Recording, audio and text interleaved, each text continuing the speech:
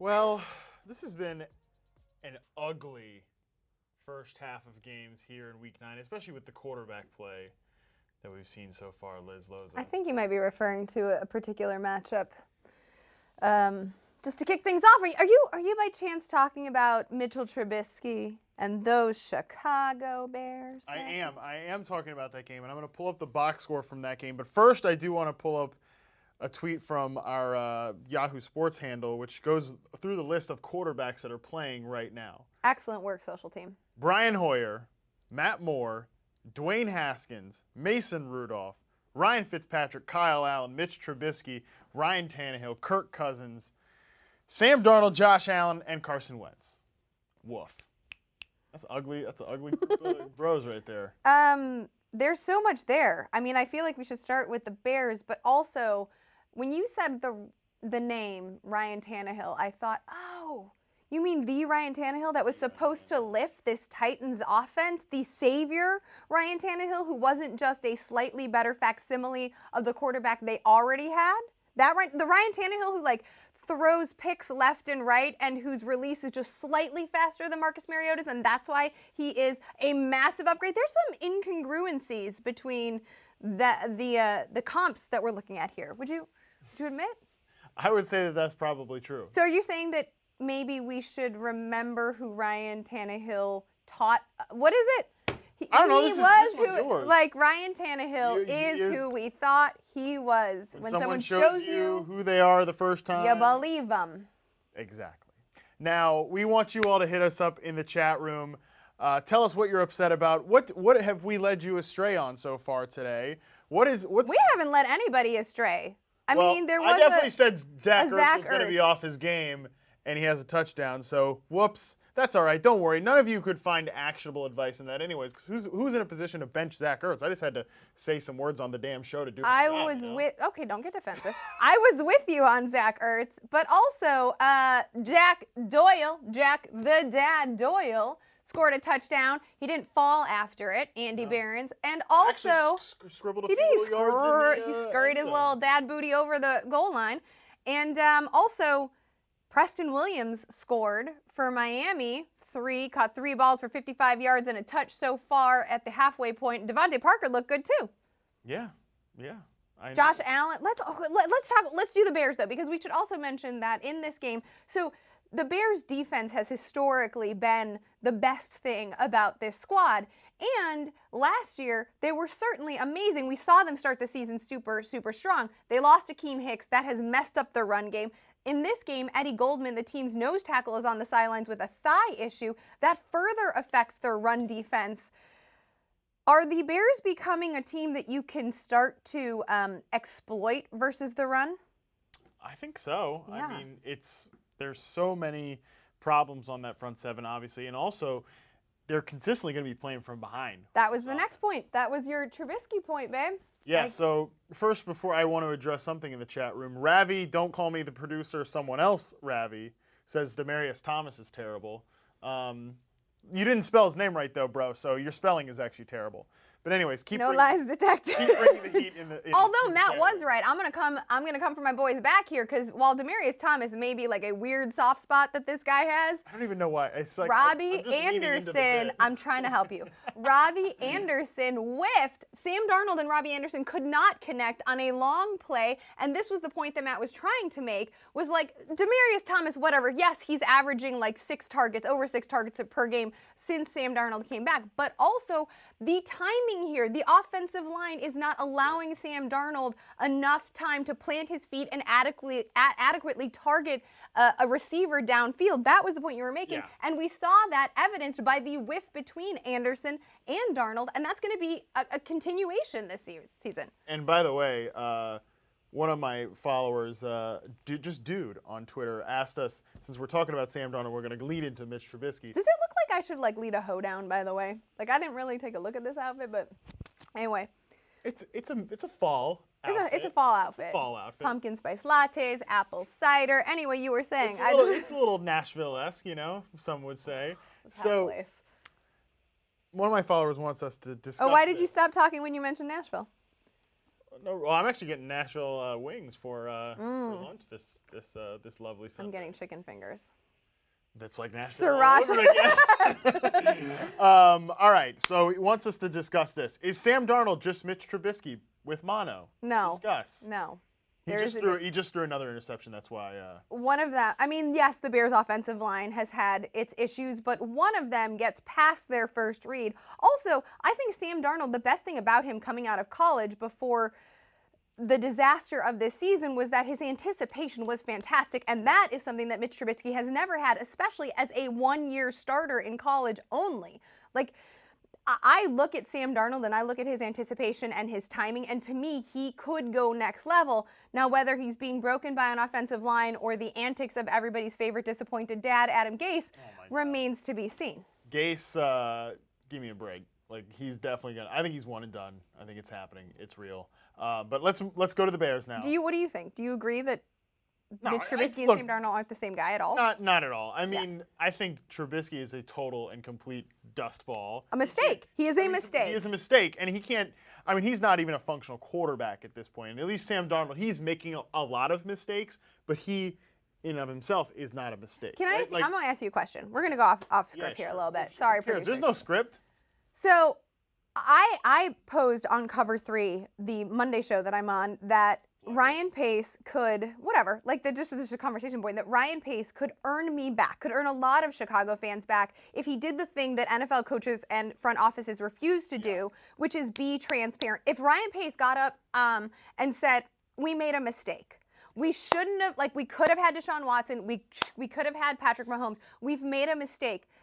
How do you think that would be effective in regaining your teams and your fan base's allegiance? I think so, but that would require them to, have to admit that mistake. But what's wrong with that? We all can see it. I don't know. It's pure pride and hubris, right? Like, I got the Bears stats up right now. They have 9 total yards at the half. Hell, guys? One yard net passing right now. That's what we're working with the Chicago Bears. I mean, yeah, we can all see it, right? Like, if he plays another down for this team, it's an embarrassment. It is absolute an embarrassment. And also, I think you can gain so much back. Like, if you were just I whiffed. I made a mistake. You could do some bad stuff to me. But if you stood there and said, I'm sorry, I feel like there's a forgiveness. There's an ability to know what you have done, and you can move forward from that. But this franchise is burying itself, you're absolutely right, by continuing to play him. And from a fantasy perspective, please don't mess with him anymore. Oh, yeah, no, it doesn't matter the matchup. This guy's he's lost it. I mean, and he's screwing with David Montgomery's value because you cannot use him because the game script is not positive ever for Montgomery. No. And it's a trickle-down effect, too, because the team knows it. If we know it on the outside, the other players in the locker room know it. And it's just tough. You saw it at the end of Mark Sanchez's Jets career. Like, the defense began to turn on the offense. in Jacksonville last year. Same thing. A full-on mutiny. Like, Khalil Mack can be as great of a guy as you want. Like, all these guys can be great team players. But when you're week after week after week asking them to carry your the other mistake. person, your mistake that you can't own. Yeah.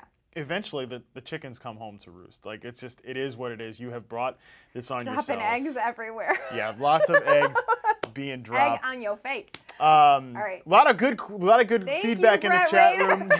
Brett Rader, go off Queen. Rick Manello loves the outfit, Liz, with little cowboy emoji. Thank you. But yeah, look, we appreciate you guys in the chat. Let's hit this one fantasy question. I like M Butts too. M Butts. Butt 19 wants to know why the hell do the Bills not unleash Singletary Gore 3 times at the goal line? That's where I was gonna go next. But first, I wanted to answer a question I saw earlier, which was Lamar Jackson or Tom Brady better fantasy game tonight. Oh, Lamar Jackson. Lamar Jackson. Can we talk about? Let's save that for save that for the second halftime show. For why we like Lamar Jackson tonight, so we can have some content there. We'll save it. Plus, this is an incentive for you people to come back for our late game halftime stream. But let's move that. Hold on, I'm messing Matt all up. Scott, I am with you. I hate fantasy football. I thought Le'Veon Bell would be used. Oh, this is my boyfriend, Scott J. Rio. Oh, Jesus. This is the same guy. I'm gonna leave. Matt, yeah, we need a moment. Yeah, go ahead. This is all you. Scott, bro, don't send a pic with your kid in it. By the way, what are you doing? Also, I thought Le'Veon Bell would be used a lot. Get back in here. I thought Le'Veon Bell would be used a lot more too. I started him in DFS. It makes no sense, but that is why you cannot rely on this Jets offense in any respect. And I mean, not for nothing. Like, I thought Bell's schedule moving forward was a really great bounce back spot. So we've got a whole second half. Maybe Gase comes to his senses and tries to stop using Ryan Griffin and instead, yeah, don't worry, that touchdown got wiped off the board. Oh, okay. Yeah, that Ryan Griffin touchdown got wiped off the board, and your boy here is sitting with nothing there, and then that's when Sam Darnold decided to throw that pick. So. Okay, so what was the one that we were going to talk about? And Singletary and Gore. Yeah, I don't even know. So, like I mentioned that I'd seen some just awful quarterback play on the Red Zone channel all damn morning. Gotta tell you, Josh Allen. He's right up there with some of these clunky backup quarterbacks that, like, I know. It's the wind, baby. It's the wind. Is it, though? Well, if you do have an inaccurate passer and there are, like, 30-mile-an-hour winds, like, guess what? It's not going to help him out. By the way, like. He did sneak one in but that's always been our thing with Josh Allen, right? Like, his rushing floor is great, and he did rush a touchdown in, so for $27 in DFS, you'll take his 2 scores. For sure. I will say, though, like, this has been the peak Josh Allen game, and like it's not all bad. It's not all bad, results when this happens. But this is what I told you at the beginning of the year, that Josh Allen, to me, it's like when there's so many snaps throughout the game where it looks like he just got dropped into the middle of an NFL game. It's like, oh damn, I'm playing quarterback. I'm the QB. I'm playing quarterback in an NFL game. What do I do? And then like he runs around, and either takes a big sack or just chucks it downfield. Had a great deep pass to John Brown at one point in this game. John Brown, by the way, adjusted mid-air for that. We have a friend, Sigmund Bloom, who says he looks like a dog catching a Frisbee. Yeah, those Frisbee, yep. That is it. Exactly. I didn't say it out loud when we were sitting watching the game, but I felt like, my God, to watch him adjust mid-air. And you would not be able to have, Josh Allen's stats would be significantly worse if you did not have a ball tracker like John Brown reeling balls in for him. And they really haven't been a great deep passing team so far this year, and a lot of that. This game, I do think it's on the wind. Well, that's a settling down issue, I think. Yeah, it's just like, calm down, bro. You're right. Yeah. But hey, he's not the worst quarterback in this game because Dwayne Haskins sitting on that 6 of 9 for 70 yards. Should we talk? Wait, okay, hold on. There's a couple of things here. Devin Singletary, nickname is Motor. We heard that. We've known that. But yes, it is frustrating to see Frank Gore consistently live on the goal line, but that is the way it is going to be because I'm imagining Scott McDermott and company want the fresh legs to move the chains and then give Gore all of those glory opportunities at the goal line. So it's also working too. 13 for 78 so far in this game. It is working, but you want to keep him fresh. You want to keep Gore, the vet, fresh. And also, when you're playing Singletary, know that you're going to get the yardage, but also know you're not going to get the red zone opportunities. Like, I got a million Mark Walton questions, and Mark Walton isn't seeing the red area of the field. It is Kalen Ballage who are getting those looks. So the touchdown upside with both of these players is significantly lowered because it doesn't exist for them. I totally agree. Adrian Peterson. Can we go to Adrian Peterson? You guys, there's a lot to talk about, so get out of my ear. I don't want to talk about Adrian Well, Peterson. we need to talk about Adrian Peterson. Sometimes, Matt, you got to do things you don't want to do because they are beneficial to other people. It's not always about us. It's about all you and your emojis and your hot takes. And Adrian Peterson has been the most reliable since Bill Callahan took over running back. That doesn't mean that he's loading up fantasy stats, but he has been reliable in terms of volume and touches. Dwayne Haskins under center, Matt already mentioned it. It's not a good look. Plenty of sources out of the Washington Post were saying bro doesn't know the playbook. And what did I say when I met him back in the fall? Basically, to sum it up, yikes. Yeah, I was like, I don't know if this is going to be the fit that everybody has been dreaming about here. Regardless, that means a lot of Adrian Peterson. Callahan's turning the clock back, maybe even in situations like this one where they're not game flow positive or game script positive for Adrian Peterson, he's still going to see a ton of looks. And with Chris Thompson banged up, I mean, I ain't holding my breath for Wendell Smallwood here. No. By the way, this sounds like you had a lot of these talking points ready to roll. And I did not. Adjust.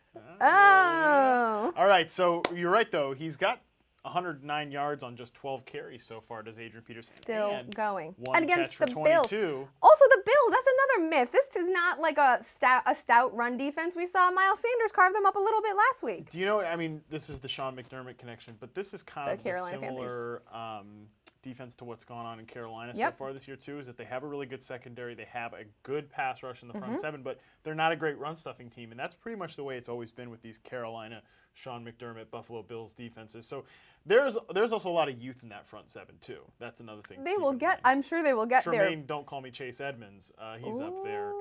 He's still working. He's looked really good at parts of this year, but a lot of it's been in pass coverage, less so on run defense. So that's just something to keep in mind. But you're right, though, about Adrian Peterson. I don't want to spend a lot of time talking about Adrian Peterson, but so far, since Bill Callahan took over, 23 for 118, 20 for 81, 1476, and then 27 yards through the air in that game. And then in this one, he's already up over 120 total yards. So he has been a good, reliable floor play. RB3 him. He's your RB3. Yeah, he's not going to help you win any games, Washington, except against Miami, but he will be useful in fantasy right. football. He's not going to lose you a fantasy game. Yeah, exactly. I like the reliable floor projection there for him. Let's hit a couple of these questions before we have to get out of here. Doug from Facebook wants to know, Ty Johnson or Odell Beckham? I know you don't want to play Odell Beckham this week, but give me a break. You're not playing Ty Johnson over OBJ. No, I don't think so. You're not. You're not. She wants to tell you to bench OBJ, but don't do it. This is the week. This is the week for This Odell. is not the week. Chris Harris has been an absolute beast in coverage. He's been maybe the most shut down corner in the entire damn league, facing a bunch of stud wide receivers. I don't think this is the week. However, I know that Trey Carson is like, he's hurt or something, right? Like he's not playing today. Yeah. But I am still not messing with whatever concoction Detroit feels like, putting together. Like whatever running backs they're thrown into this cauldron, this backfield cauldron is not one that I am interested in messing with. Yeah, we'll see. All right, let's Ty keep moving. Johnson? Oh, I'm not playing. Oh, Ty are you talking Johnson. about I'm saying OBJ? Like OBJ. we'll see. This is the week. Okay, fine. Yeah. Should we have a bet? Should we do it? We could. Here's one we can answer. Tight end question. I love when you people send in tight end questions like you have this embarrassment of riches. Like you can dare to ask Darren Waller or Hunter Henry at tight end. I mean, lucky Darren you. Waller You get to choose between the two of them. I think I like Hunter Henry a lot in this matchup. I really like this game to be high scoring, and we know the passing tree is very concentrated between three guys pretty much. Yeah, but two of those guys have touchdown appeal and a ton of targets, and that doesn't exist in the same way in Oakland. I agree. But so you're going Hunter Henry over Darren? No, Waller? I'm going Darren Waller because the safety group in Detroit is no good, and I also think that Phillip Rivers. I also think there's going to be much more rushing in this game, as we talked about in FFL, because Ken Wisenhunt was canned. So it wouldn't surprise me to see if the passing opportunities were more limited. And also, we know that Mike Williams is supposed to be a giant red zone threat who can win those 50-50 balls. So that I think limits Hunter Henry's touchdown appeal. All right, I would agree with that. It's again embarrassment of riches there. And let's hit this last question from our good pal Deke DeSalva, who's always watching with us. I just traded DJ Chark Jr. for Calvin Ridley. What are your thoughts there? And I also want you to hit, where do you think the Jaguars go at quarterback after this game? Well, I will say Andy Behrens had a very good point watching the London game this morning during FFL, which was the secret winner of this London contest was Nick Foles. Because I think after that, and he also said, should there be a team who is more comfortable in London than the Jacksonville Jaguars? Excellent point. Now, that may not be true of Gardner Minshew, since it's obviously his first outing across the pond, but I do think they're going to have to at least move to Nick Foles, Don't which you also, hate that, I though? do hate it. I'm not for it. I don't think that the Jags owe Nick Foles anything but money. It's Minshew who's taken him here. What an incredible revelation. I think you stick with the guy who you didn't expect to fall in love with, right? Here he is. But I do think if Nick Foles comes back, that does significantly lower DJ Chark's ceiling a little bit. Maybe significantly is hyperbolic. I think it shaves his ceiling a little bit because the chemistry between Minshew and Chark was what was so electric as part of this passing game. I am a big John DeFilippo fan though, so. Yeah, Flip had a rough outing Yeah. in this London game. I was watching a little bit back from my house before I came in here, and then a little bit driving in as well. Listening to it though, not watching. I mean, I don't know. Do you have a Tesla? No, I do not. Now, I think though, I agree with you. You got to stick with Minshew. Or at least this game, just because it's an island game, and front offices and coaching staffs get impacted by the island game just as much as us chuckleheads do at home, in my opinion. And I think that this Island game is going to weigh more heavily on them than all the previous week's worth of data, and I think that's the incorrect move. So I'd stick with Minshew if I was the Jaguars. But Deke, I think you're ultimately getting out here at the right time in terms of DJ Chark for Calvin Ridley.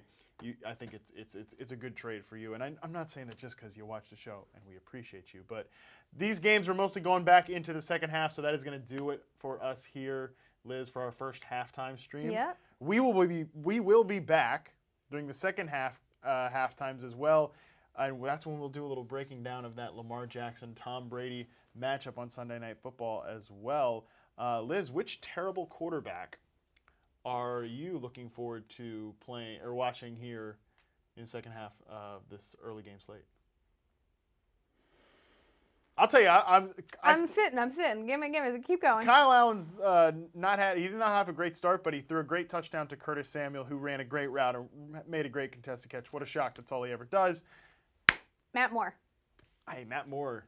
Matt Moore has mastered the screw it. I think Tyreek's open down there somewhere. Throw it. I'll just throw it, and he's going to go get it. Play in the playbook. So that's nice to see. But that is going to do it for us. We will see you guys later during the late game halftime stream. Come back right here with your questions, your comments, and your takes in the chat. Use the hashtag FFL. Ask FFL. Ask FFL. I think. I don't even know. Use them both.